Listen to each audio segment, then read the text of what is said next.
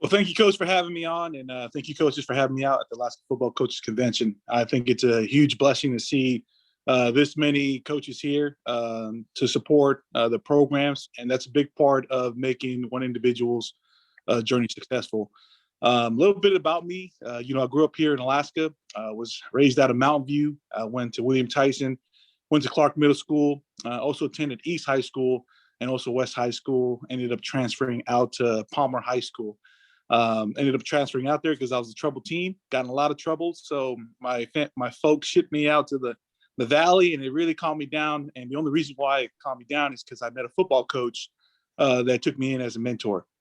And can you guys hear me, Coach? You guys good? Good. Okay, great. And so coming underneath a mentor out there in Palmer really helped me with my focus. And I think that's what separated me as a player as I continue my career when I got into college, is being able to focus and being able to train, being able to get into books, being able to study film.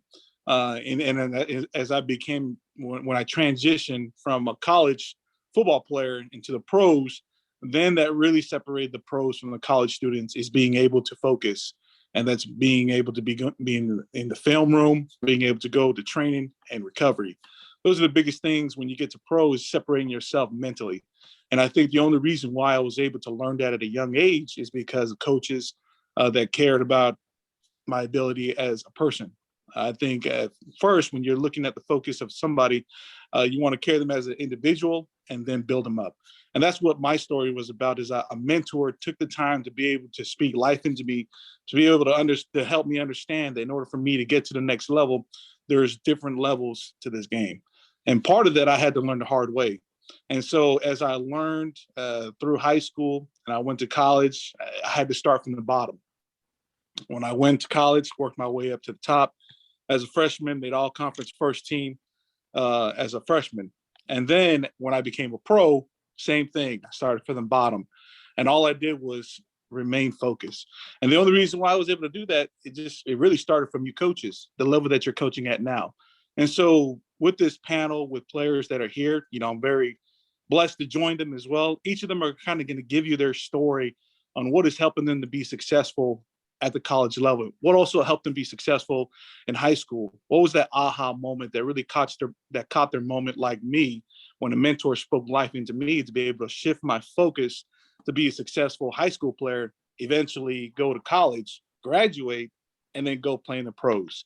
So some of these players that are on this panel, they're going to kind of share with you some of the things that help them as a player. Every one of us has a journey, and I think it's great that we get different perspective, different areas, different viewpoints on how different players are successful. And if you could take that back to your team and utilize those tools that these players give you, I think it'll be great for everybody. So I think it'd be great now to be able to share with some of these panel members, what is one of the things that you think that these coaches can do in their programs that can help their kids learn as football players? We'll start with Derek Snell. One thing that I can say about, just being even in high school is just trying to get, obviously we want exposure, but the main thing is just helping them out through that process, trying to, maybe get them on an NCSA, just like a scouting something, and possibly Twitter, get them out. All the coaches I know that are at MSU, they have Twitter, and then just trying to get that exposure out there, just trying to help everybody. So yeah, that's all I got. Jace? Yeah, off what Derek said, yeah, definitely Twitter is a huge thing in the recruiting game. For me, I had filled out many questionnaires and never got a response back, but I created a Twitter going into my senior year, and all my contact with coaches was through Twitter. I've never got an email from a coach. It was always Twitter DM from coaches. And then also one big thing is just general knowledge of the game, because I know in high school there's a lot of young players, or everyone's at different levels, but just sometimes slowing down for the basics. Because for me, I didn't know as well as I should have going into college just like basic coverage. Well, because I play quarterback, so just basic coverages and what you don't want to throw into it and what you do. So knowing a little bit about that was definitely something I had to work on now. Awesome. Thank you, Jeff. Yeah, as a athletic standpoint, I think we can get better at just like basic fundamentals, such as getting like good footwork, in terms of like striking, being able to rip off strikes. I think when I was at South, we had like weightlifting classes, but they weren't. I wouldn't say they weren't strict. I feel like we could make. Cause I feel like when you go to the lower 48, football is like more like of a religion, and like up here it's more like a passion. And that's not like a shot to say that like we don't love football up here, but it's more, there's more of an investment between like taking out and pushing out these talents. So I think that if we can make football a little bit more serious for these kids, they're gonna take going to training a little bit more serious, getting better, getting smarter with the game a little bit more serious, and like those little things are gonna help. I talked to my DC about like in terms of like recruiting, and they just said, and it's difficult for them to go up to Alaska because they're not gonna go up just to see like one person. So being able to find talent and bringing them down to these camps and down to these like locations is going to be like very crucial at this point, because there's not like a strong connection yet. Obviously in the future, hopefully like there's going to be a little portal when coaches are going to be able to come up. But like right now, it just seems like we got to get these guys like exposed to these coaches. Like they want to see these guys, you know, like Brandon Peely should have never left Alaska. He should have been able to go to SC from here, but he had to go to Oregon and then he grew up, right? And that's just like another example. We need to get these talent to come down here and like that. Honestly, yeah. Awesome. Ezra, we got an Ezra here. I don't think Willie joined us. But yeah, matter of fact, and I was trying to text Brandon and maybe reach out to Alani as well. I just want to make sure those guys are not having problems getting in. I think we just have the three guys here for now, Junior, but Okay. hopefully these other guys will jump in. Perfect. So appreciate you guys sharing your stories. You know, something that I could share as well with the recruiting. When I became really known as a football player in college, the recruiting process was basically the same in high school as well when I became a free agent in the NFL. And the way when I became a free agent after Dallas Cowboys released me, the Twitter handle, some of these players mentioned, some of the Twitter handles is very important. So some of you coaches, I think it'd be a great idea to look into having like a Twitter handle to be able to give a shout out, to be able to give, you know, the players online profile out to coaches, because now everything is online. As you guys can tell, as COVID-19 kind of put a restriction with everything with travel, everything's going digital. So it'd be great to have a digital platform for you coaches and also for your program to be able to expand the reach for your kids. And when I started looking for a new team, after the Dallas Cowboys dropped me, I started using my Twitter handle. I started using my Facebook. I started using YouTube, started using all these different avenues to be seen again. And that's when the Green Bay Packers gave me the opportunity. After the Green Bay Packers, the New York Jets pulled the trigger after they didn't sign me. So it was only because I was using my platforms like these individuals shared to be able to get my name out there. And, you know, it's very true with the Twitter handles, all these other social media platforms, that the coaches can find you. You know, I've sat in meetings with coaches in colleges where they look at a CD, they play 20 seconds, and then they're out. We don't like this guy. They put in another CD, they play 10 seconds, they didn't like the first play, they cut them out. But if there's many individuals such as coaches, I think you guys can do a great job in helping each other. If you guys have a kid that's available here in Alaska that is really, you know, showing out, putting up great film, that every single coach can share that on their profile. Every single coach can, you know, like it or, you know, put the word out on social media so that we're helping these kids up here in Alaska get exposure. as you can hear that these players saying they had to leave the state of Alaska. I think it'd be great that we'd be able to use our platforms as coaches on our Twitters, on our Facebooks, whatever it is, to be able to help other coaches get their kids to the next level as well. All right, so thank you guys for sharing there. What are some of the workout differences that you see that we have in Alaska in the schools that you play at? We'll start with Jace first. So definitely a big thing here is our strength coaches like to do prehab, so doing a lot of exercises, and big thing is with lifts is you don't need to kill it every time. You want to be able to lift and get stronger, but then also perform the next day at practice. Or the big thing is, you can't play if you're hurt. So lifting, and you want to lift consistently to build all the muscles. You can't just focus on the major lifts. You need to get all the muscle groups, and mobility is definitely a big thing that is talked about a lot. Is players coming in being really stiff, and that's a huge issue with especially freshman players coming in. Derek? Yeah, the transition from high school and college, even just in the weight room, you have to be there. It's mandatory. And for us, it's rehab after treatment. Getting treatment, that's mandatory. Even if you're tweaked a little bit, you just got to ice bath, do whatever, just get some ice or something and get some extra work in. That's what I found myself doing this past 2 years. And I just felt a crazy improvement over my body and just feel amazing. And without, the coaches pushing us, making everything mandatory, making everything, holding us accountable for everything. I think that's a big step to getting greater. Jeffrey? Our coaches, obviously they have like the big lifts, but they focus a lot on speed and like velocity and how much are in like certain explosiveness. So they work on like a lot of like single leg RDLs or single leg squats and stuff like that. I think conditioning is a little bit more like focused. So sometimes there'll be like resisted conditioning for football, such as like assault bikes or like weighted runs or like running upstairs. And then other days it's just like a track Tuesday when you just like running 300. So there's like a lot of variety. I think it's honestly just based on what type of team that you want.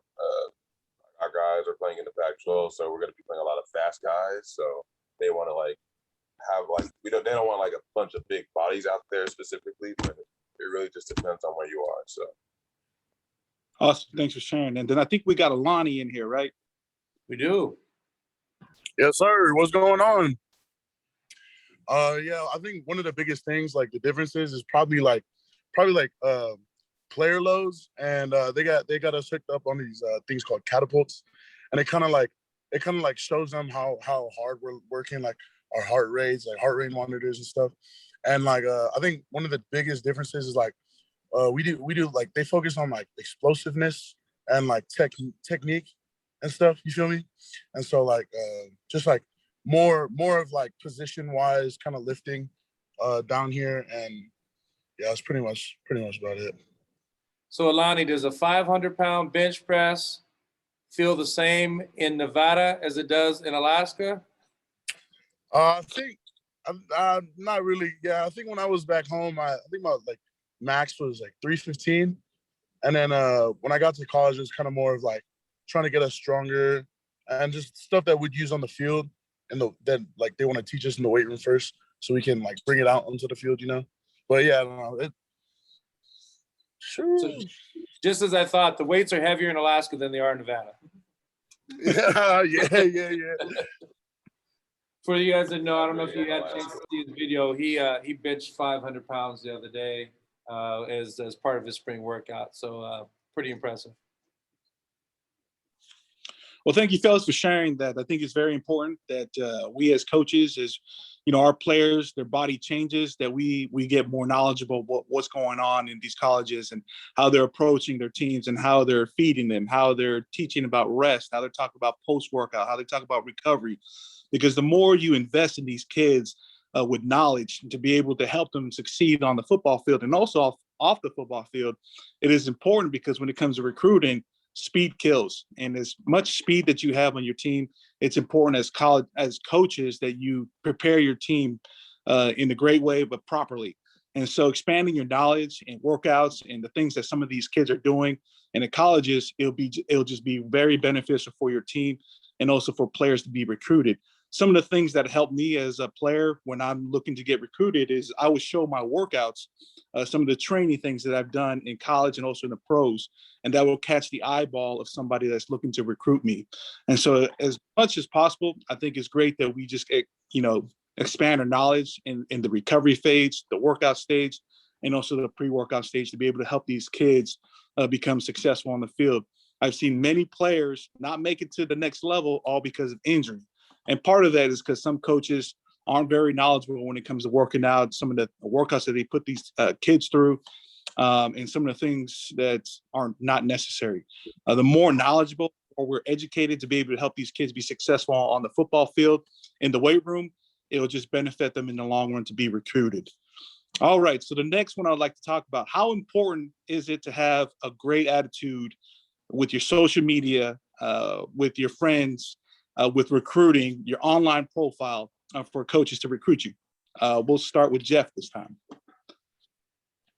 Oh, it's huge. It's like any other type of job. It's like when you get recruited, like a job application. So they're gonna look at like all your socials.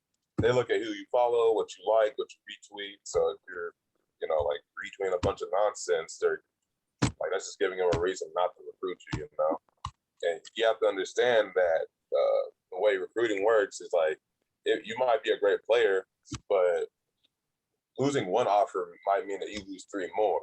So you always like have to be super conscious about it. Like it might take one offer, the 3 other schools to be like, oh, they offered them? All right, let's go like throw an offer at them. It's kind of just like, playing like cat and mouse, like they're not like really recruiting. They just kind of see like, oh, like that's what they recruited and they're cool and stuff like that. So like, just giving them a reason, don't give them a reason not to recruit you. That's what I'm trying to say. Awesome. Milani? I'd say it's pretty much like it's probably one of the biggest things on recruiting is probably having like really good like clean socials, because to be honest, they're really looking at like what kind of kid they want on their team. Do they want a kid that likes it's like he said earlier, he said they look at what you like, who you follow. And so if you're liking like videos of like fighting and like bad videos, they're gonna be like, oh, okay, this kid is probably a bad kid. So they're really looking at like who they want on their team and like how their player is gonna be when they actually get down there. And so they'd rather have a kid that likes to do likes good things, has a more clean professional like Twitter handles, social media, than the kid that like posts like cussing tweets or like tweets of them like fighting and just doing stupid things. And so I think social media and like having a good attitude about that is like a really big part of recruiting. Jace? Yeah, definitely. You don't want to give them a reason to not recruit you. Alaska's not Florida, so any character issues will get you off their board really easily.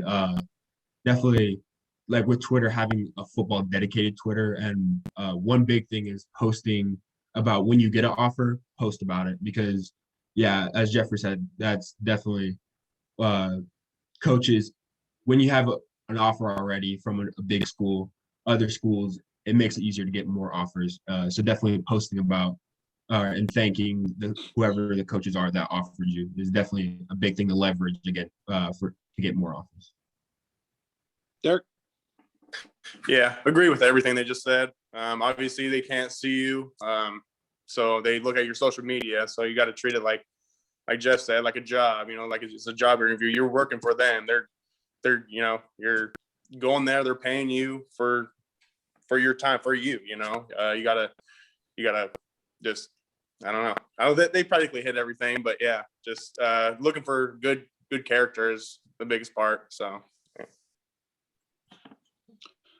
Great. So what are you guys, what kind of advice would you give these coaches as far as their players on how they can encourage them to be better humans on their social medias? We'll start with Jace. Yeah, definitely being careful of what you interact with, because that is the one thing with the internet is it's permanent. So stuff can pop up that you thought would never pop up. So you definitely want to keep clean social media. And yeah, don't do stupid stuff that phones, especially nowadays, because phones are everywhere. You hear about people getting in trouble for stuff. Yeah, yeah, that's definitely one thing. And for me, Twitter is football. My personal Twitter page is only for football. So keeping anything off of that's not football related was definitely a great thing for me for coaches. What about you, Jeff?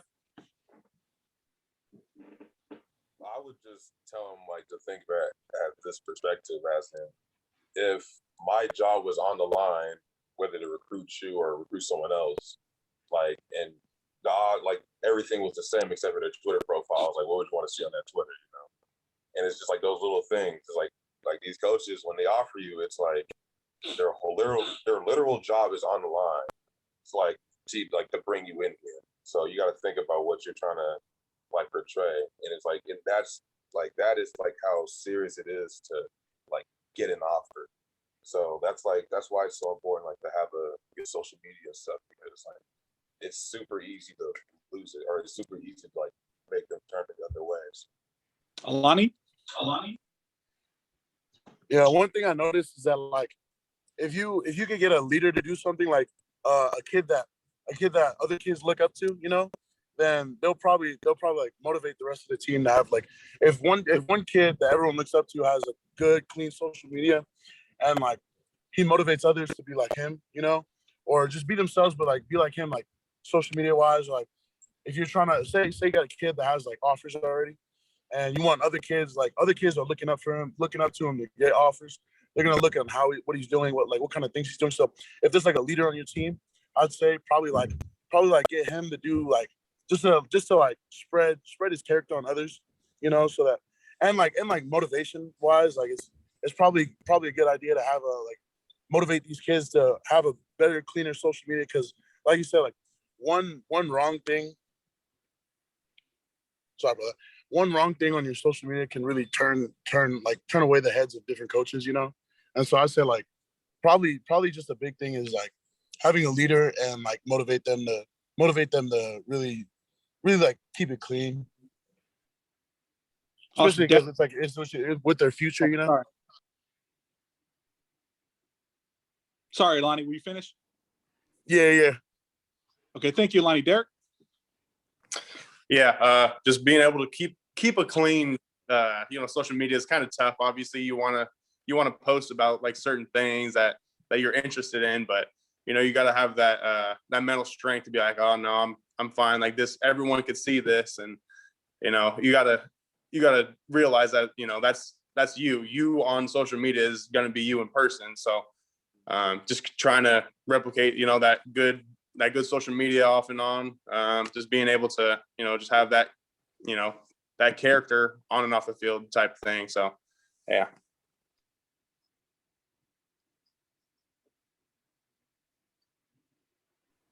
You're muted, Junior. Can you hear me? There you are. We good to hear? Good. Yep. Well, thank you, fellas, for sharing the importance about your character. And I think that's one thing that, we kind of miss in today's youth is being able to raise these kids to being great human beings. And as coaches, you guys have the power to be able to do that, to be able to speak life into them. And as you can hear from these players, it's very important to college coaches because they represent their school if they're looking to recruit you. So they want to make sure that every social media that you're doing is for positive things happening around the community, especially. So I think as coaches, great ways that you can get your kids involved is, having them do community service, doing things around the community that betters the community, and that give you another avenue to be able to share on their social medias for coaches to recruit them. Because a lot of coaches, when they look at character issues and they see a little small flaw on the Twitter or something on their social medias, it's just another reason to be able to pull that scholarship away from your kids as they look to recruit an Alaskan kid compared to a kid from Florida or a kid from California.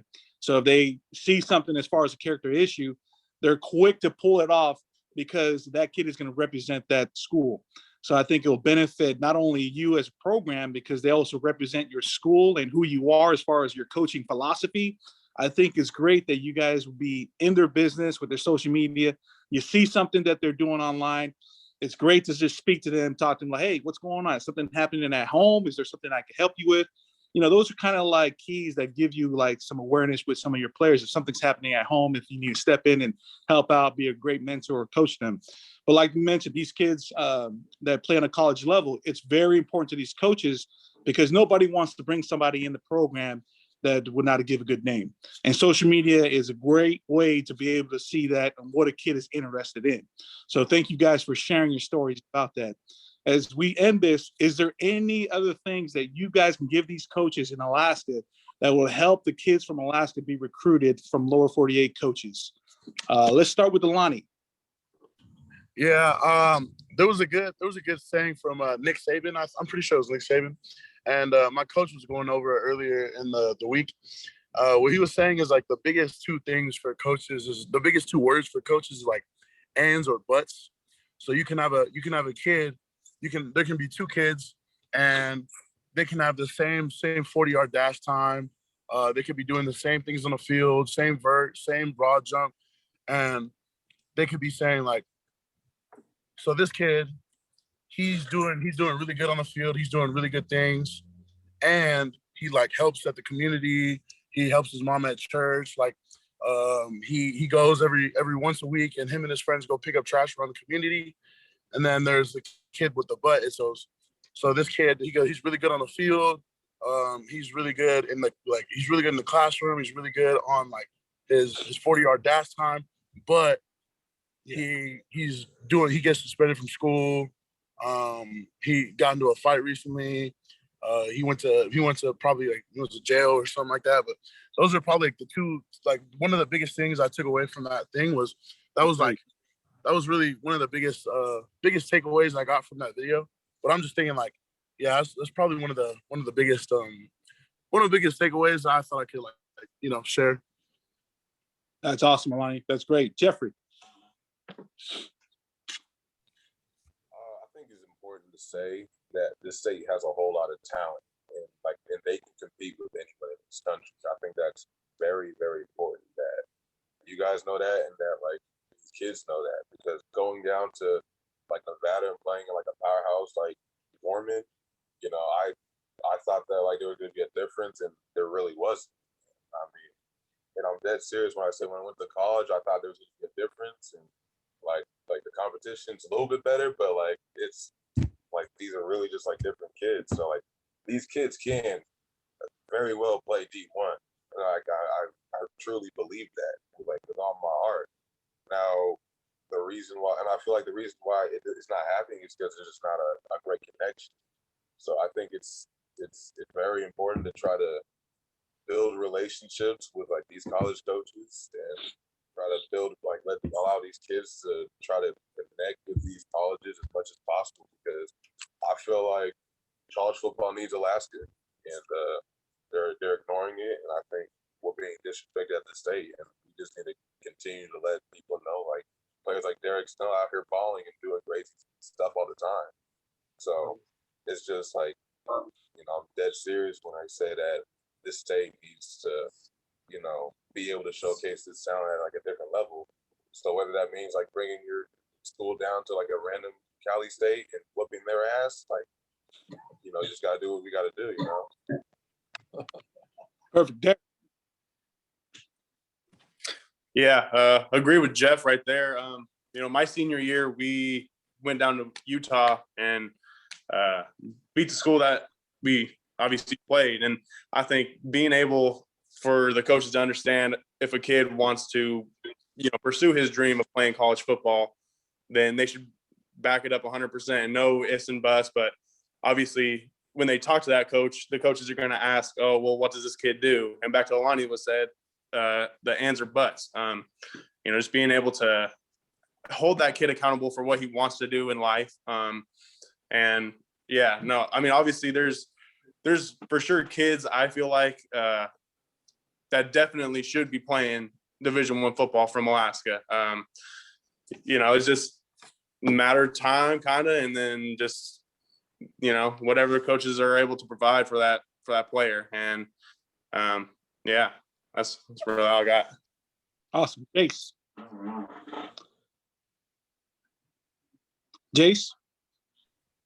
Yeah, definitely one thing is junior year is definitely a big year for recruiting, at least getting it started and getting noticed. Because in my experience, I got recruited super late. So a lot of doors were already closed because, especially at the division one level, players are getting recruited super early in high school. And in December, most of their guys are signing in the early decision. So junior year is definitely a huge thing to get your name out there and get noticed. And I think the best thing with Alaska is it'll just take time, because the more players that get out, the better it'll be for Alaska, because a lot of colleges don't even have a coach to recruit Alaska. Like my school doesn't have a coach that's zoned for Alaska. I was just randomly found by a coach here. So it's definitely getting your name out there and giving colleges a reason to recruit Alaska. Awesome. Great. Thank you so much, you guys, for sharing your stories. At this time, Coach, we're going to open it up to the floor, see if anybody have any questions for anybody on this panel. Outstanding. For all the panel, or obviously all the members that are online, if you type it in the chat room, we'll get to it. And I have a question that I wanted to throw out as well for all of these young people, because I think at one point you have an epiphany, right? And sometimes there's a coach that drives you towards that epiphany. So the question for you guys is, what was or who helped you have that aha moment that allowed you to make that transition to being recruitable at this level? Clearly, we got a lot of guys that are going out and doing good things. And this, by the way, guys, this panel could have been full of NAIA guys, D2, D3. There was nothing more than a starting point. The next time we do this, we'll have flag girls. We'll have kids who have kind of gone through the spectrum. Maybe they're year 5 seniors or redshirt freshmen. So this was just a starting point for us. But I'm real curious for you guys, kind of what was your moment? And Junior, if you want to steer through the group, I'll bring up the chat. Awesome. Great. We'll start with Jeff. I would say when I went to Gorman, I didn't go to camps like that. I would say that my linebacker coach. Oh, you guys still hear me? Yep. We still good? Yeah. I would say that my linebacker coach basically just kind of helped me learn the game more and kind of learn the linebacker position. I think I kind of did a lot of recruiting myself, and it was what I was doing is I would just literally just follow every single coach and just see how many would follow me back. And I would look up every coach, every GA, every assistant. And it's not really just look for coaches to follow on social media, but it's there's literally recruiting analysts that literally are literally just looking for guys to feed and send them. So always look for those type of guys. So I followed a whole bunch of those guys, followed them back, and then was able to take a visit to Washington. And they kind of liked me, played my senior season, was gonna ask if I could walk on there, and then the next day they called me and said that they were gonna offer me a PWO. So that's kind of what I would say for that. Awesome. Jace? I'm sorry, my Zoom kind of cut out. What was the question again? Who is the individual that? Go ahead, Junior. Oh, go ahead, Coach.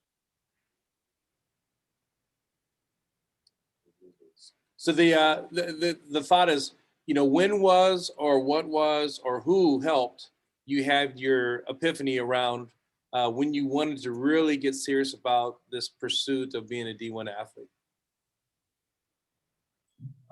For me, football's always been a passion of mine, but definitely, I guess the defining was going into my senior year, since we graduated right before me. We graduated a big class of guys that play together for their pretty much forever. So for me, I had a really young team, so it brought me a little bit closer with my coaches, trying to bring up all the young guys because we had a super young team. And I guess that was defining for me to like build the outside of football, not just thinking about yourself for football. And it helps out when you want to help your team and you know more on how to help others. It helps yourself and reflect on what you're doing as well. Awesome. Alani? I guess so. Like when I was getting recruited, I was thinking like, man, I'm going to go to college and it's going to be easy. Like I'm going to do what I did in high school. And then I get to college and I really didn't really know what was going on. And so I kind of started falling out of love with the sport of football. And just because my knowledge and IQ wasn't really there. And so I kind of really stopped taking football serious, worried about like different things on like how I'm going to make friends and stuff like that. But I have a friend named Leaf, and he kind of taught me so I'm going to be in my sophomore year after this semester. And my freshman year, I really didn't know anything like any coverages, any fronts. And so they threw me in like the second string. But when I traveled to games, I didn't play. And I was cool with that because I didn't really want to play because I didn't know anything and didn't really take anything serious. But he's a really good friend. He really sat me down and taught me how like eagle fronts, under G, over G, like 3 down, 4 down, like how to ID backers, like just different coverages and schemes and like gap scheme, zone scheme. And he taught me like he really upped my IQ and just like learning knowledge and how to do different things that I didn't really know before and didn't even know was a thing before kind of made me like fall in love back with the game. And it kind of made me take it like way more serious than I did before. And I think this is like the most serious I've ever taken football because I realize it's not just like a thing you can do, like just a fun game. It's really like a job, you know, and it's a job that you love, you know what I'm saying? But yeah, I'd say my boy from over here really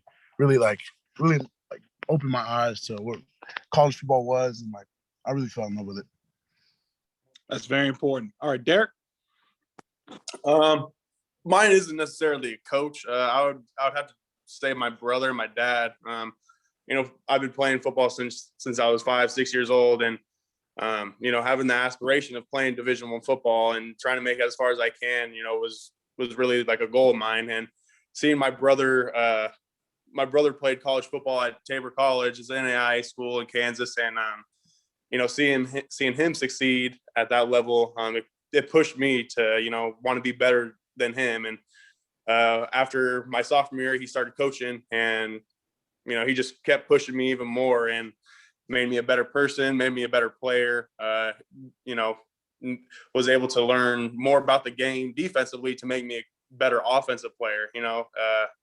But yeah, I definitely think that, you know, him going to college before me was definitely a great milestone of his, but also was a great milestone of mine because I would learn from his mistakes and his success, and you know, was able to pave my own way. So Awesome. Thank you guys for sharing. We got a question online from Micah Gall. His question is to each player: can each of the player give a short rundown of how they each got recruited and what they do to do it? We will start with Alani. Yeah, so pretty much.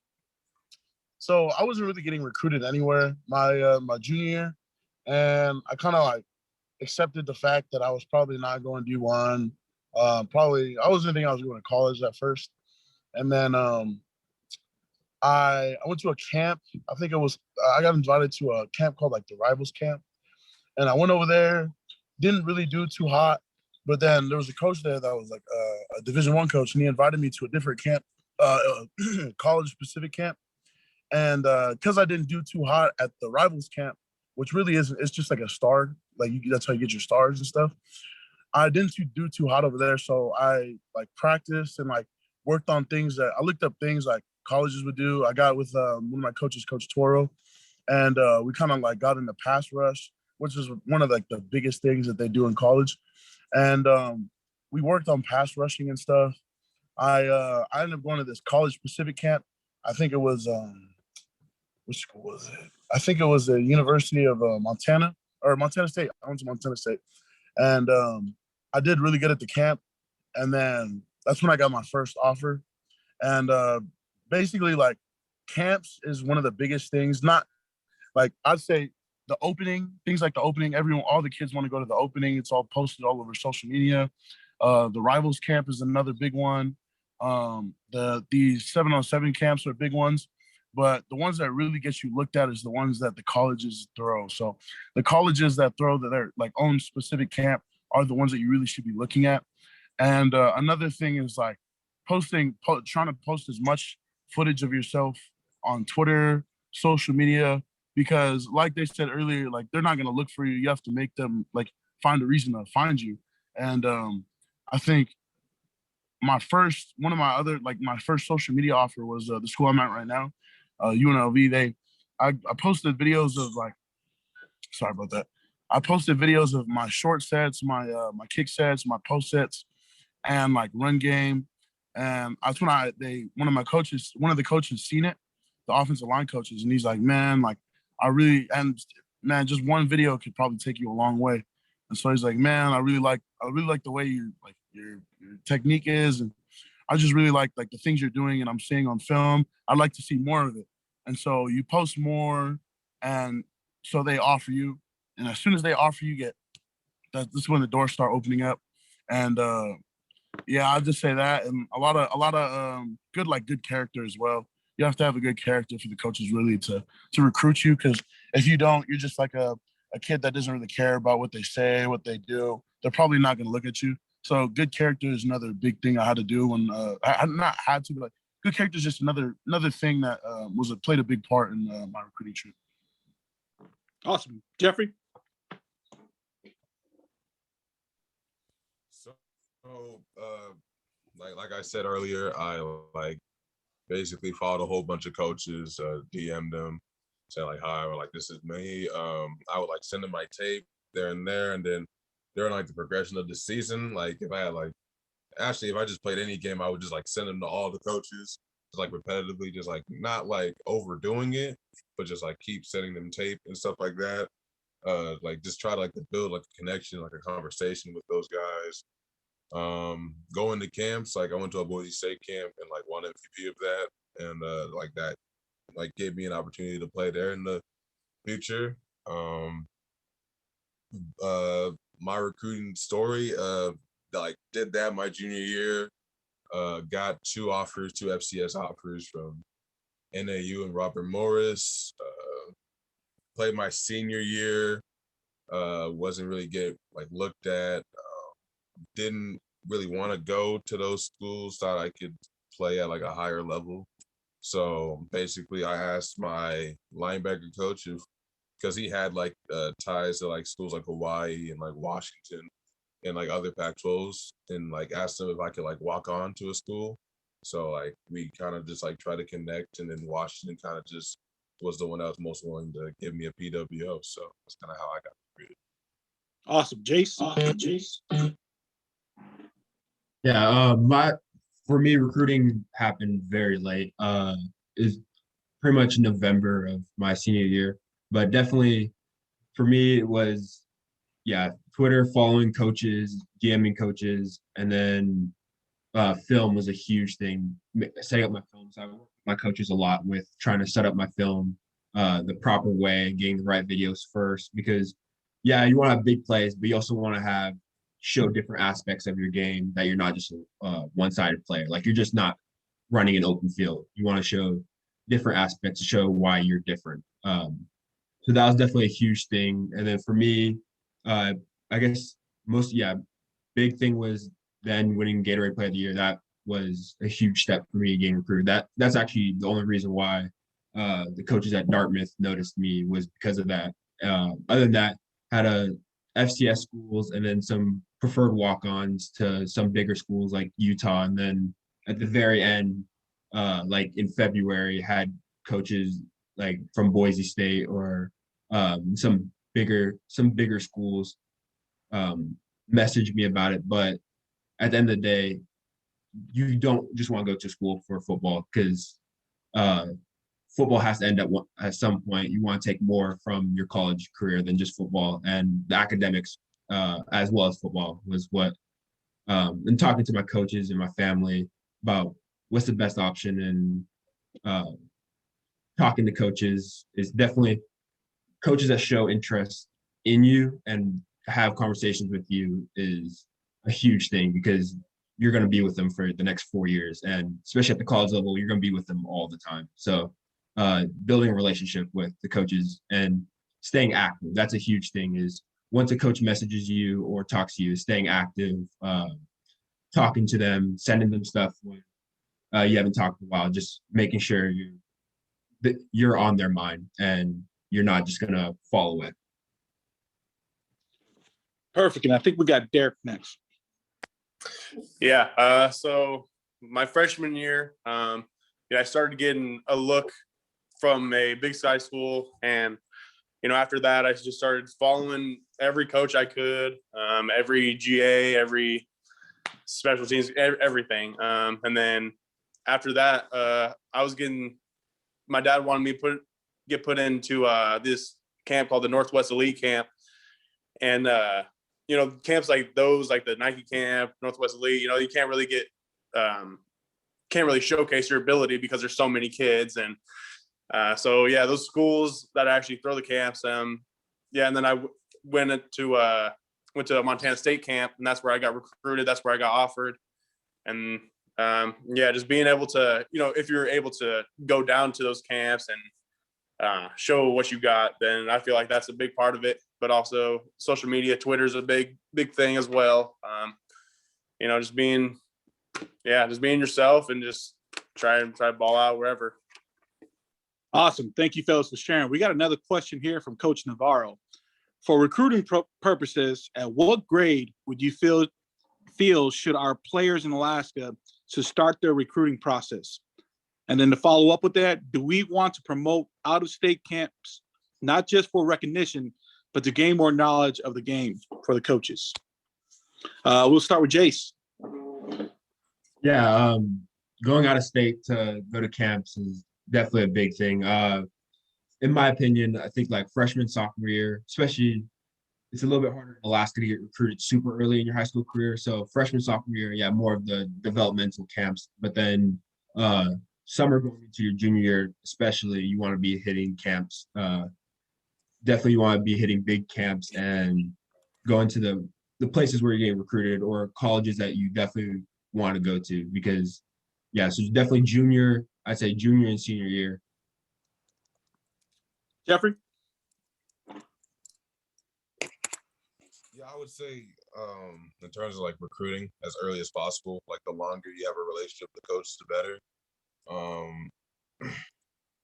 I would say in terms of like this, if you have like a talented freshman, I think just like making him go out and like learn those types of like certain competitions is only gonna make him better. In terms of like learning from like other schools out of state, like I just like it just depends on like what camp, like certain focus. Like I know camps such as like Rivals and like those openings are like they kind of like they definitely like give the respect to everybody else, but like they're already focused on certain players.